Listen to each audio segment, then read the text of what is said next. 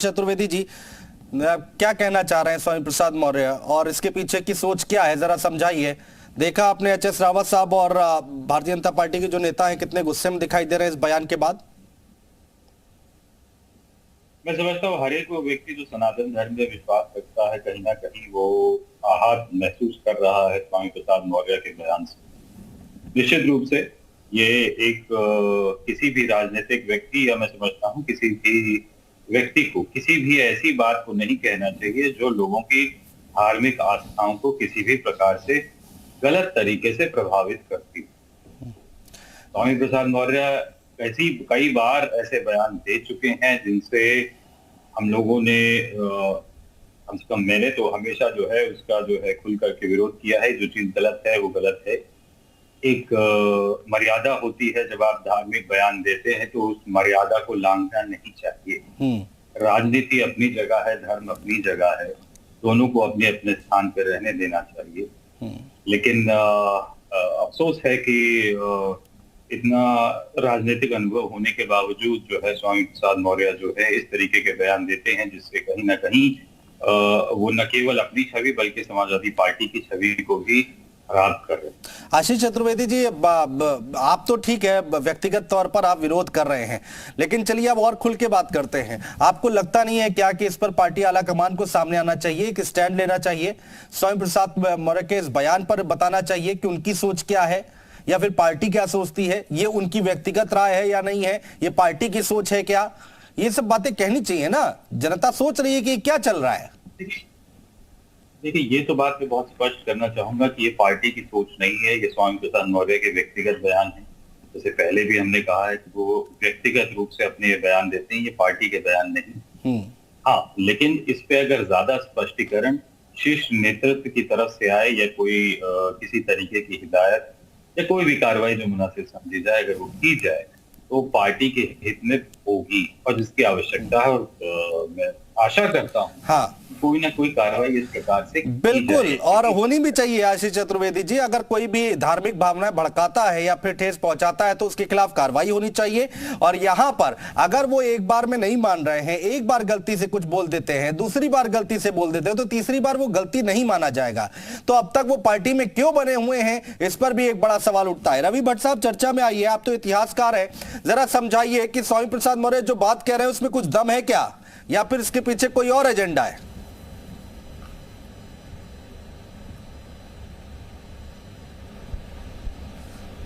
जी रवि जी, आवाज नहीं आ रही है। हाँ, देखिए, हाँ। मैं अक्सर लोगों से बात मेरा कहता हूं, और ये मेरा अपना फेवरेट क्वाइन किया हुआ सेंटेंस है कि जब कभी आप तर्क से सत्य को परखने का प्रयास करते हैं तो वो विज्ञान होता है। जब कभी आप सत्य को संवेदना से परखते हैं तो वो साहित्य होता है, और जब कभी आप सत्य को आस्था से परखने का प्रयास करते हैं तो वो धर्म हो जाता है। ये मेरा अपना क्वाइन किया हुआ है एक सेंटेंस है। यहाँ पर भी वही बात आ रही है, जैसा कि हम सब लोग जानते हैं, जब आप एक आस्था विशेष के अंदर जाके और किसी सत्य को परखने की कोशिश करते हैं तो वो सत्य भी आपको जो होता है वो भ्रमित अक्सर करने लग जाता है। ये बहुत जब आप कभी भी ऐतिहासिक परिपेक्ष के अंदर धर्म को देखते हैं, देखिए स्कंद पुराण का पीरियड जो है वो 400 बिफोर कॉमन एरा से शुरू होके और 900 तक है। जब आपको विष्णु पुराण की बात करते हैं जिसके अंदर इसका जिक्र है, वो भी 800 कॉमन एरा के आसपास का है।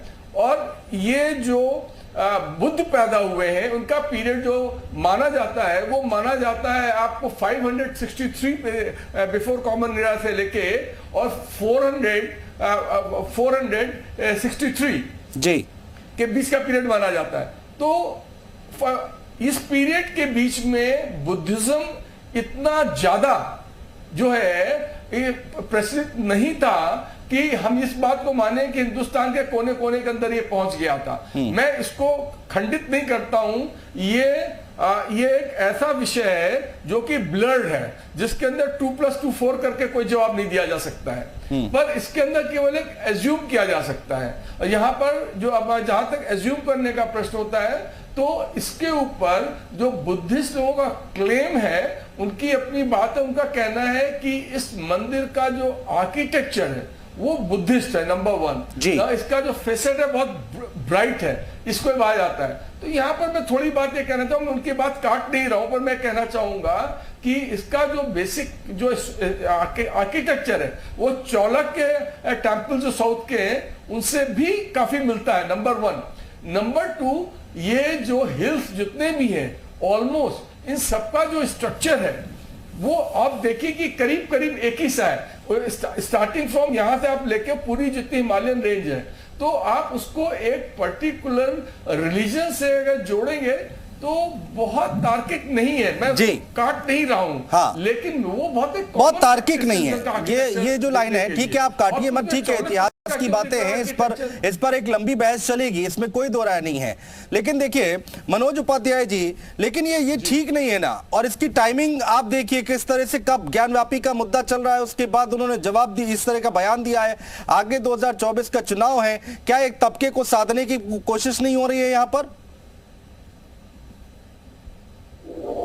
देखिए अनुज जी, पहले फिर हम इसी बात को करते हैं कि स्वामी प्रसाद मौर्य ने ये एक साजिश के तहत समाजवादी पार्टी के शीर्ष नेतृत्व जो है राष्ट्रीय अध्यक्ष के इशारों पे ये कार्य किया जा रहा है। इसका रीजन अभी हमारे मित्र ने कहा कि शीर्ष नेतृत्व अखिलेश यादव जी, शीर्ष नेतृत्व इससे अखिलेश यादव जी का विचार नहीं है। तो मैं कहना चाहता हूं कि विचार ना होता तो समाज की सपा की ही प्रवक्ता जब रामचरितमानस पे प्रश्न उठता था, रोली तिवारी को जो है तुरंत वहां से राष्ट्रपा के लिए इनके मांग किया गया था, उनको पार्टी से निष्कासित करने का काम अखिलेश यादव ने किया और स्वामी प्रसाद मौर्य को महासचिव बनाने का काम जी। तो जाहिर सी बात है ये एक साजिश का है कि जिससे कि जो है सनातन धर्म ये बड़ा पॉइंट आपने उठाया आशीष चतुर्वेदी जी। यहाँ तो एक बार वो बयान देते हैं, उसके बाद उनका प्रमोशन कर दिया जाता है।